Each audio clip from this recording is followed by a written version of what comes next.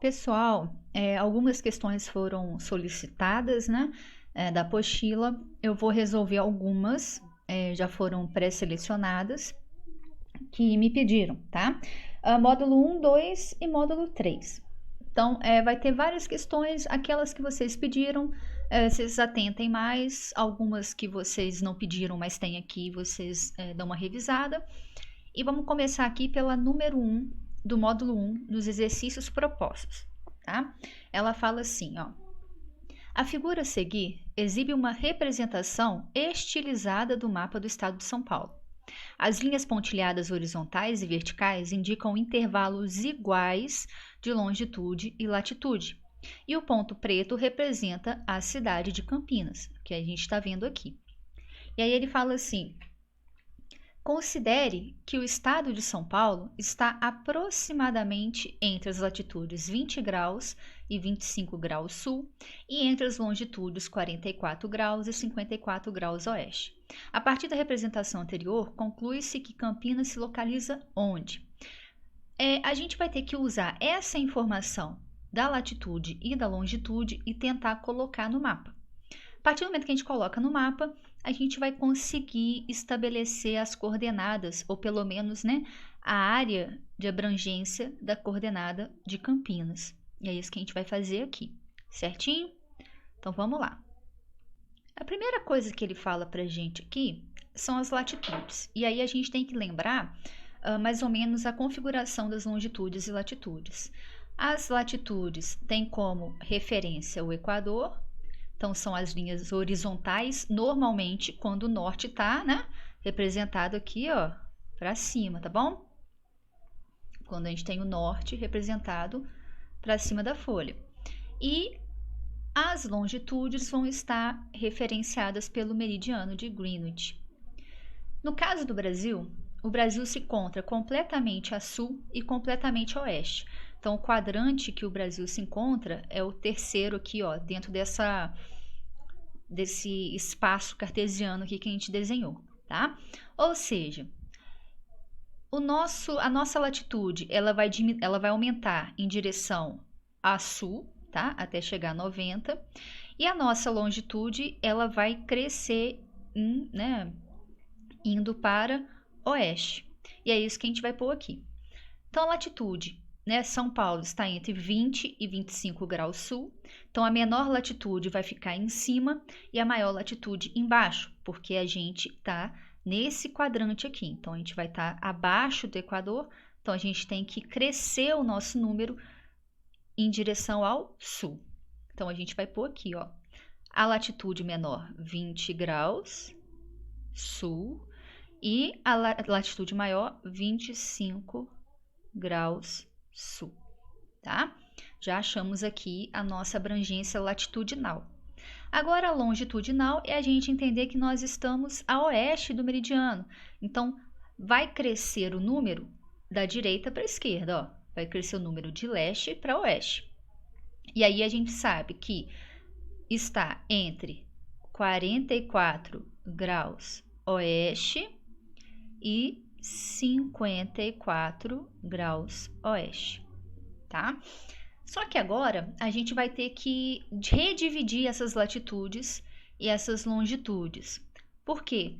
Porque Campinas está nesse quadrante e nós temos aqui, olha, o valor de todos os quadrantes aqui. Então, a gente vai ter que dividir e ele fala uma coisa importante para a gente aqui, que as linhas horizontais e verticais são intervalos iguais de longitude e latitude. Então, todos os quadradinhos têm a mesma distância, tanto da latitude quanto da longitude. Então, se a gente pegar, por exemplo, todas as latitudes e ver que temos dois quadradinhos, poderemos dividir aqui, tá? O valor, né, a amplitude, a variação entre as duas e conseguir achar a latitude do meio. A diferença de distância das duas é de 5 graus, ó, 25 menos 20, 5. Então, toda essa distância aqui, ó, é 5 graus. Se eu divido por 2, eu vou achar 2,5, ou seja, cada região aqui tem 2,5 graus. Então, eu posso entender que essa linha aqui do meio, essa latitude do meio, ela tem o valor de 22 graus e meio. Porque aqui temos 2,5 e depois aqui temos mais 2,5. Então, é 20 mais 2,5, 22,5, mais 2,5, 25 graus, tá? Agora, a longitude, a gente tem que fazer alguns passos, porque nós temos quatro partes iguais. Então, a gente pega 54, diminui com 44. A gente vai ter quanto? A gente vai ter 10. Então, a gente tem uma distância de 10 graus de longitude aqui no estado de São Paulo. A gente pode fazer de duas formas. Se a gente tem aqui uma divisão em quatro partes iguais, pega o 10, divide por 4 e cada partezinha vai ter esse valor. Ou a gente pega primeiro esses 10 e divide por 2 para achar aqui, olha, o valor dessa longitude do meio e depois a gente divide de novo por 2 para achar a longitude das partes aqui, ó, tá? Então, se a gente pegar 54, 44, né, diminuir, vai dar 10. Divide por 2, 5. Então, cada região dessa daqui, ó, vai ter 5 graus de distância. Então, se eu somar 44 mais os 5 graus de distância, aqui eu vou ter 49 graus. Se eu pegar 49 e somar com os 5 graus, eu tenho 54. E se eu pegar esses 5 e dividir no meio, eu vou ter 2,5. Então, se eu pegar 49 e somar com 2,5, eu vou ter 51,5, que corresponde a essa longitude. 51,5 mais 2,5, 54. Aqui é a mesma coisa. 44 mais 2,5, que é o valor dessa área aqui, a gente vai pôr aqui 46,5. 46,5 mais 2,5, 49. Achamos todas as longitudes. E as latitudes? O que a gente tem que afirmar? Que Campinas está entre 22,5 e 25 de latitude, tá? E de longitude, ele está entre 49 e 46,5, tá? E a partir daí a gente consegue achar a nossa resposta. Vamos ver qual que é a certa? Vamos lá. A letra A, ele fala assim, ó. Campinas se localiza entre 24 graus e 25 graus de latitude sul. A gente viu que ele está entre 22 e 25 e ele está mais próximo de 22,5. Ou seja, o 24 aqui é como se fosse mais ou menos... Deixa eu colocar a canetinha aqui. É como se fosse mais ou menos essa linha aqui, ó. Ou seja, ele não está entre 24 e 25, ele está mais próximo de 22,5 e 23 do que 24 e 25. Então, aqui vai estar errado. B, ele fala que está entre as latitudes 21 e 22. Latitude 21 e 22 é nesse quadrante aqui, ó. E ele está no quadrante de baixo, então aqui também vai estar errado. Ele está entre as longitudes 46 graus e 48 graus, oeste. A gente sabe que esse limite que ele está é aproximadamente 46,5 e 49. Eu posso considerar esse valor aqui como correto? Esse intervalo, ele está próximo a esse intervalo que está aqui? Sim. A gente deixa ele ticado aqui como possivelmente correto e vamos ver a letra D. Se a letra D estiver completamente errada, é a letra C. Se ela estiver mais certa, a gente marca a letra D. Vamos ver, ó. As longitudes 50 graus e 52 graus oeste. Opa, 50 graus e 52 graus oeste é mais ou menos essa posição aqui. Ou seja, a letra C, ela é a mais correta entre as quatro. Então, a gente marca letra C. Certinho? Vamos para a próxima. Número 2 da mesma página. Fala assim, ó. Com base no movimento de rotação da Terra, os seres humanos determinaram as horas e os fusos horários. É correto afirmar em relação aos fusos horários que... Então, a gente tem que ver se a afirmativa está correta para a gente conseguir achar a resposta certinha. E tudo em relação aos fusos horários. O que a gente tem que ter em mente quando fala de fuso horário? Nós temos 24 fusos horários no mundo. Cada fuso desse equivale a 1 hora e a distância, o tamanho desse fuso equivale a 15 graus de longitude, tá?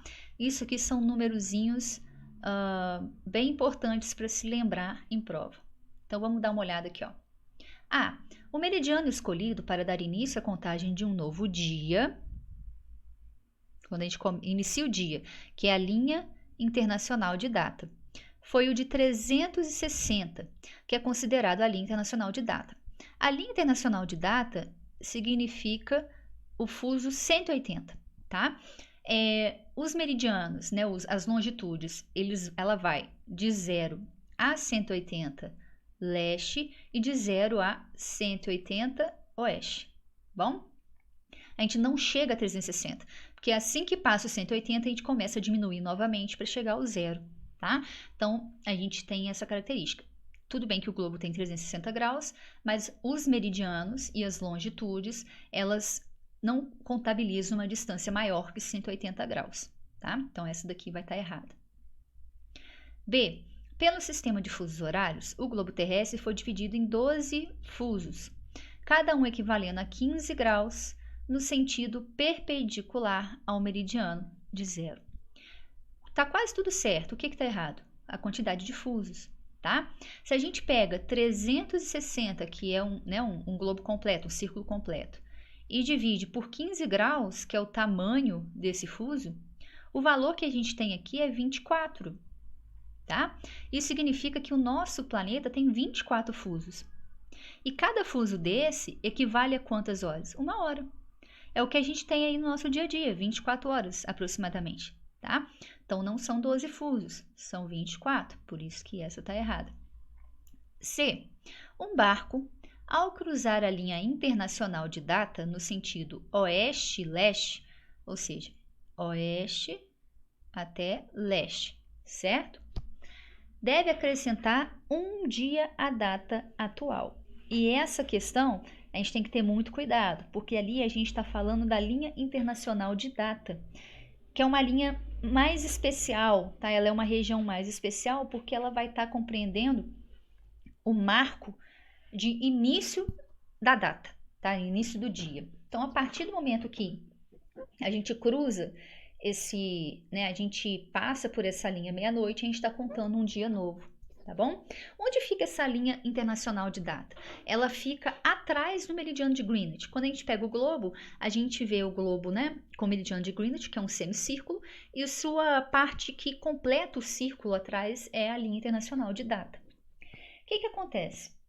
Quando a gente vai de leste para oeste, a gente está indo de leste para oeste, a gente vai subtrair as horas, tá? Então, de leste para oeste, a gente vai subtrair o dia, tá? Aí vai ser menos um dia. Porque a gente está indo de uma região mais adiantada para uma região mais atrasada, tá? Em relação ao movimento que a Terra faz. Quando a gente vai de oeste para leste, a gente vai acrescentar um dia. A gente só acrescenta o dia quando a gente passa pela linha. Então, no caso dos fusos horários, passar de um fuso para o outro, a gente aumenta ou diminui as horas.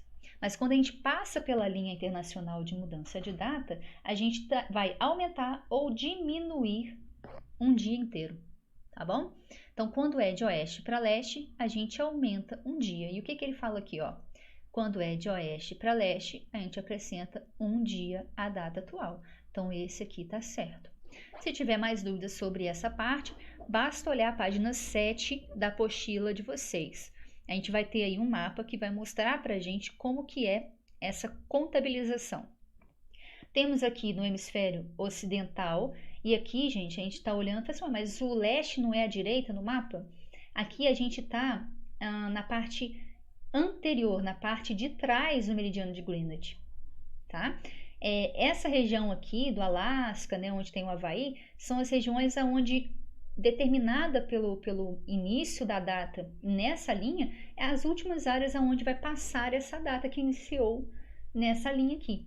Depois que chega na linha, começa uma data nova. Então, quando tem Réveillon, por exemplo, Ano Novo, a primeira região que vai passar pelo Ano Novo é essa região da linha internacional de data, tanto que os primeiros locais que tem Réveillon é Nova Zelândia, Austrália. Normalmente a gente já vê no jornal de dia, na véspera, a gente já vê festas nessas regiões. Depois vai passando, né, a gente vai tendo um movimento de rotação até chegar nessa parte aqui novamente. Quando chega já é o outro dia, tá? Então, quando a gente vai de oeste para leste, a gente adiciona 24 horas. Quando vai de leste para oeste, a gente subtrai 24 horas, tá? Então, a certa nessa daqui é a letra C. Certinho? Número 3. A número 3 fala assim, ó. 3 jovens amigos estão localizados em pontos diferentes da Terra. Paulo está a 165 graus leste de Greenwich, Pedro permanece a 45 graus oeste de Paulo e Clara está a 2 graus oeste de Greenwich. Sabendo que o meridiano inicial, que é o meridiano de Greenwich, são 18 horas no dia 5 de janeiro, a hora legal e o dia em que estão Paulo, Pedro e Clara são respectivamente. O que a gente faz aqui? A gente tem que fazer um esquema, tá? Então, a gente vai ter que pegar as informações primeiro. O que ele fala pra gente? Ó, Paulo, vamos pôr aqui a canetinha. Paulo, ele está a 165 graus leste de Greenwich, certo? O Pedro, ele está a 45 graus oeste, mas a referência dele aqui é o quê? É o Paulo. O que significa isso? Se o Paulo tá numa posição aqui, ó, 165 graus leste, Pedro está a 45 graus oeste desse ponto aqui.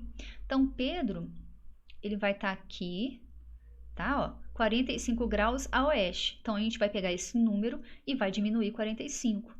Então, Pedro está a 120 graus leste. A diferença entre Pedro e Paulo é 45 graus. Oeste, então, ele vai estar dentro aqui da nossa rosa dos ventos, ele vai estar mais a oeste que o Pedro. Então, ele vai estar mais à esquerda, tá bom? E a Clara se encontra a 2 graus oeste de Greenwich. Então, nós temos aqui o meridiano de Greenwich, que é o meridiano de 0. E a Clara vai estar aqui, ó, a 2 graus a oeste desse meridiano. Então, eu achei aqui as posições. Então, Paulo está mais a leste, depois vem o Pedro e depois a Clara. E o que ele fala aqui pra gente? Ele fala que no meridiano de Greenwich são 18 horas do dia 5 de janeiro. Que horas, então, Clara, Pedro e Paulo estarão, respectivamente? A Clara, se a gente for pensar bem, quantos graus tem um fuso horário? Lembrem, pegamos o 360, dividimos por 24 fusos. Vamos achar 15 graus. Então, cada fuso horário tem 15 graus. Isso significa que se a gente pegar o meridiano de Greenwich, que é o 0, ele vai ter aqui, ó, um fuso horário em volta dele de 7,5 graus de um lado e 7,5 graus de outro. Então, aqui, ó, eu vou ter um fuso de 15 graus.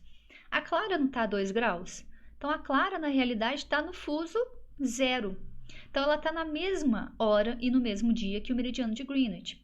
Então, a gente pode considerar aqui, ó, que a Clara, ela se encontra a 18 horas do dia 5 do 1, tá? Então, a Clara a gente já achou, ela está exatamente em cima do meridiano, ela está exatamente em cima do fuso do meridiano de Greenwich. O Pedro e o Paulo, o que a gente tem que fazer? A gente tem que achar agora a diferença de fuso horário deles para o meridiano de Greenwich. Pedro, 120 graus leste, o que a gente faz? Pega os 120 graus, divide por 15, que eu vou achar a quantidade de fusos que ele está em relação a Greenwich. 120 dividido por 15, quanto que vai dar? 120 dividido por 15. Vai dar 8, tá bom? Então, aqui a gente tem, né, o resto 0. A gente tem que Paulo está no fuso 8. O que isso significa? Que ele está a 8 fusos de distância do meridiano de Greenwich. Se cada fuso é 1 hora, então ele está numa diferença de 8 horas no meridiano de Greenwich. É 8 horas somando ou diminuindo? Aí a gente tem que ver a questão da posição. Se ele está a oeste de Greenwich, a gente diminui. Se ele está a leste, a gente soma. Como ele está a leste, a gente vai pegar esses 8 e vai somar na conta do Pedro. Então, Pedro aqui, ó, a gente vai pegar as 18 horas, que é a referência, e vai somar com as 8 horas que ele tem de diferença. Ele está 8 horas adiantado em relação a Greenwich. Aqui a gente vai ver que é 26 horas. Só que a gente não tem 26 horas no relógio. Quando a gente soma 24, né, a gente vai pegar aqui, ó, 24 horas, e isso corresponde a um dia. Então, na verdade, a gente vai somar um dia inteiro, né, porque deu 24, e o que sobra é o horário que ele vai estar naquela região. Então, o Pedro vai estar 2 horas do dia 6, porque passamos um dia inteiro do 1, tá? O Paulo, ele vai estar a uma distância bem pequena do Pedro, né, se a gente for ver bem. É uma distância de 45 graus. Perdão. Então, o Pedro e o Paulo vai estar com uma distância aqui, se a gente for fazer a continha, ó, 45 graus divide por 15, vai ser 3. Então, a diferença de horas de Pedro e de Paulo é de 3 horas. Como o Paulo está ainda mais a leste que Pedro, então a gente, na continha de Paulo, a gente vai somar essas 3 horas. Então, a gente vai pegar aqui o Paulo e vai fazer a continha. Então, a gente pega aqui ó, as 2 horas da manhã, que é o do Pedro, que é a nossa referência agora, e vai somar a diferença com o Paulo, que é 3. Então, na verdade, o Paulo estará às 5 horas do dia 6 do 1, porque não completou 24 horas entre os dois. Ah, mas se eu fizer a Paulo em relação ao meridiano de Greenwich? Ótimo, pega o 165, divide por 15 e você acha o fuso, que é 11. Aí você vai pegar esses 11, vai somar às 18 horas. Vai dar um valor de 29 horas. Pega os 24, considera como um dia inteiro. E o que sobrou, 5 horas, você põe como o horário do Paulo, tá? Então, a gente tem aqui, ó, respectivamente, Paulo, 5 horas do dia 6 do 1, tá? Pedro, 2 horas do dia 6 do 1 e Clara, 18 horas do dia 5 do 1. Então, aqui, ó, Paulo, 5 horas do dia 6 do 1, Pedro, 2 horas do dia 6 do 1 e Clara, 18 horas do dia 5 do 1, tá? Então, a resposta dessa questão é a letra E. Certinho? Ah, mas por que que aqui, ó, não é a C? 17 horas é a tarde. Aqui a gente encontrou o quê? O horário da manhã, tá? Então, essa questão, a correta é a letra E. Próxima questão, número 5. A número 5 também é uma questão de fuso horário, só que agora ele vai colocar uma situação de mudança de fuso horário e de viagem, tá? Então, vai ser um pouquinho diferente dessa número 3. Ele fala assim, ó. 2 amigos planejaram assistir a abertura da Copa do Mundo em Moscou. Eles partiram do dia 10 de junho de 2018 do aeroporto Presidente Juscelino Kubitschek, situado a 45 graus de longitude oeste, às 16 horas, com destino ao aeroporto de Heathrow, Londres, situado a 0 graus de longitude. O voo teve duração de 10 horas. Os 2 amigos esperaram por 3 horas para partir em direção ao aeroporto internacional Domodedovo, situado a 60 graus de longitude leste, e o segundo voo durou 4 horas.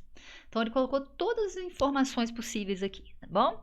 Ele fala assim, com base nessas informações e considerando que o continente europeu adota neste período do ano o horário de verão, que adianta os relógios em 1 hora, indique o dia e a hora em que os 2 amigos chegaram ao aeroporto internacional Domodedovo, em Moscou. Então, vamos pegar todas as informações e vamos trabalhar em cima delas. A primeira informação que ele coloca para a gente aqui é a saída é de Brasília. Brasília fica na longitude 45 graus oeste, tá? Ou seja, no fuso 3. Como ele está oeste, a gente vai ir para leste, a gente vai somar as horas, tá? Isso é bom a gente saber. Que horas que ele sai daqui? Ele sai às 16 horas, tá bom? Ele teve aqui o destino maior aqui, ó, inicialmente, o aeroporto de Heathrow, que é o que? 0 graus, é o fuso inicial. Qual que é o tempo de duração do voo? 10 horas. Então, a gente vai contar as 16 horas, vai somar com a viagem. É o que normalmente a gente faz quando a gente viaja dentro do Brasil. Então, a gente pega aqui e sabe que o valor vai dar 26. Antes de qualquer coisa, não vamos tirar, só vamos terminar esse valor aqui quando a gente somar tudo. Além desses 26, a gente tem uma diferença de fuso de 3 horas. Se a gente está indo para leste, né, que a gente está indo em direção a Greenwich, a gente vai somar essa diferença de fusos, porque vai, 45, 3, 32, 15, 1, 0. Então, a gente tem aqui uma diferença de 3 horas. Então, a gente vai somar a diferença de fuso. Aqui vai dar no total 29 horas. Então, que horas que eles chegaram em Londres? Se eles saíram dia 10, né, dia 10 de junho, às 16 horas, tiveram um voo de 10 horas e ainda teve que colocar a diferença de fuso de 3, chegaram às 29 horas. 24 horas, se a gente tirar daqui, já é um dia a mais. Então, eles vão chegar em Londres no dia 11 do 6, porque já teve 24 horas, às 5 horas da manhã, que é o que sobrou aqui dessa continha aqui, tá? Peguei 24, coloquei um dia a mais, o que sobrou é o horário que eles chegaram. Aí ele fala que os amigos esperaram por 3 horas. Então, 5 mais 3, 8. Tá? 3 horas. E foi em direção ao aeroporto internacional em Moscou. Esse aeroporto internacional está a 60 graus de longitude leste. Pega os 60 graus, divide por 15 graus, vamos achar o fuso. Aqui vai dar 4. Então, a diferença de fuso horário é 4, certo? Então, a gente vai somar isso na nossa continha. Então, a gente vai pôr aqui, ó. Então, saiu 8 horas. O voo durou 4 horas, que ele fala aqui pra gente, ó. Mais 4 horas de voo. Meio-dia. Tá bom? E aí, a gente vai somar, porque a gente está indo mais ainda a leste, porque a gente está indo para leste de Greenwich, a gente vai somar mais 4 horas. 16 horas. Tá?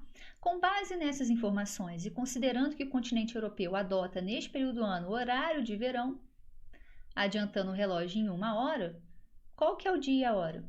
Então, aqui eu ainda vou ter que somar 1 hora do horário de verão, ó, 17. Então, nós vamos chegar em Domedovo, a gente vai chegar no dia 11 de junho, às 17 horas. Então, vamos ver qual que é a alternativa. Alternativa,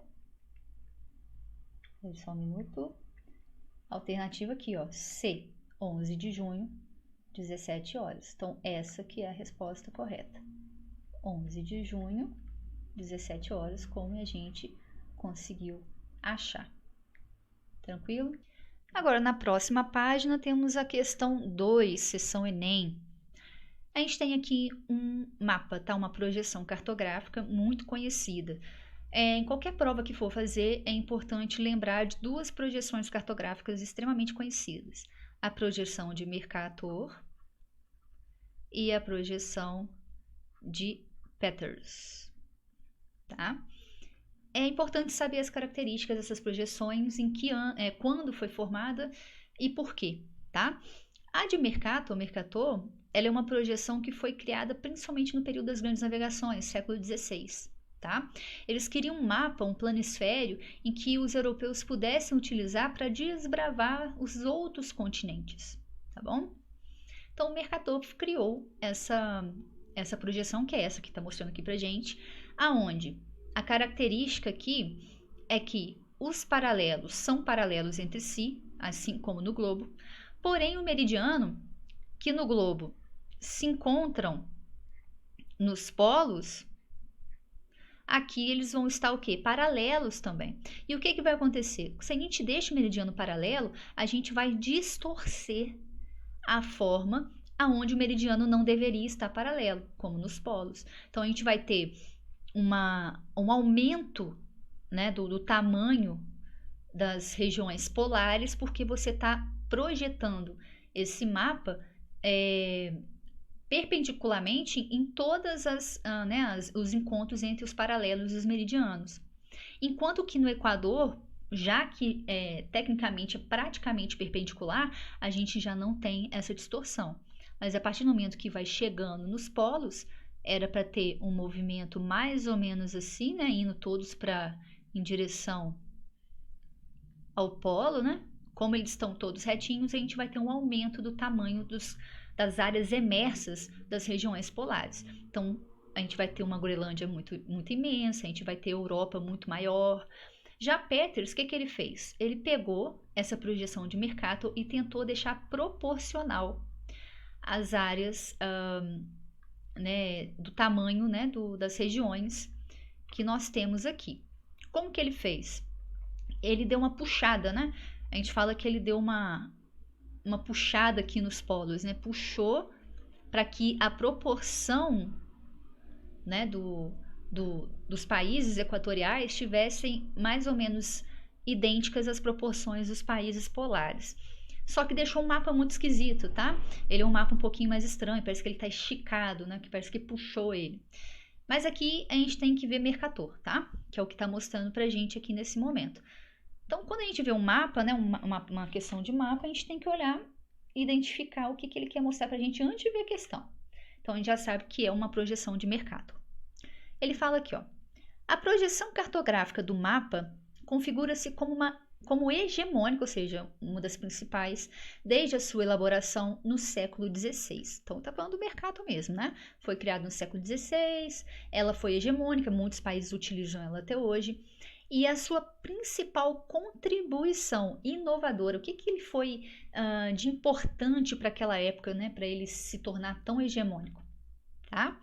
Vamos ver o que ele fala aqui, ó. Letra A. Redução comparativa das terras setentrionais. Essa palavrinha que é importante saber. Né? O nosso norte, sul, leste, oeste também pode ser escrito de outra forma, tá?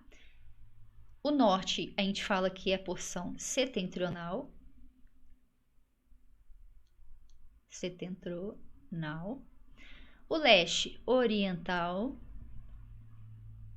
O oeste ocidental, que a gente conhece mais, né, por conta de outras questões aí, né, estudos, e o de baixo aqui, sul meridional. O que ele quer dizer pra gente aqui? Ele quer dizer que esse mapa, ele reduziu o tamanho das terras setentrionais, o tamanho das terras ao norte. E na realidade, se a gente olhar aqui, o norte, ele foi o quê? Ele teve uma ampliação com esse tipo de projeção cartográfica. Então, não teve uma redução, teve uma ampliação. Tanto a área setentrional, que é a área norte, quanto que a parte meridional, que é a parte sul. Então, essa aqui vai estar errada. B. Manutenção da proporção real das áreas representadas. Não. Tá uma desproporção absurda aqui, né? Para vocês terem uma noção, Groenlândia, que é essa ilhona aqui, ela é menor que o Brasil. Cabe 8 Groenlândias dentro do território brasileiro. Só que aqui parece que é o Brasil que cabe dentro da Groenlândia, porque na realidade ele não está mantendo a proporção real dessas áreas representadas. Então a B também está errada, tá? Letra C. Consolidação das técnicas utilizadas nas cartas medievais. Meninos, cartas medievais eram cartas que, né, mapas, que a sua utilização tinha muito de uma valorização também de atributos da igreja, né, de mitos.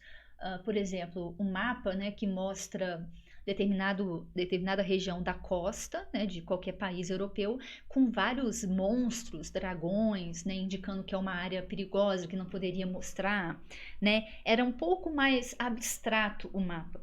Esse mapa do século XVI, ele vai trazer para a gente uma das características modernistas que estavam surgindo na época, né? Que é a questão da cientificidade e da razão.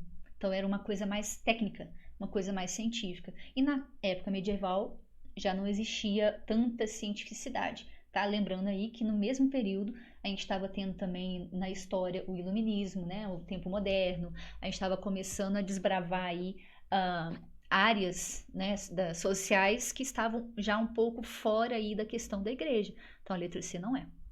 D. Valorização dos continentes recém-descobertos pelas grandes navegações. Estava valorizando os continentes recém-descobertos? Não, não estava.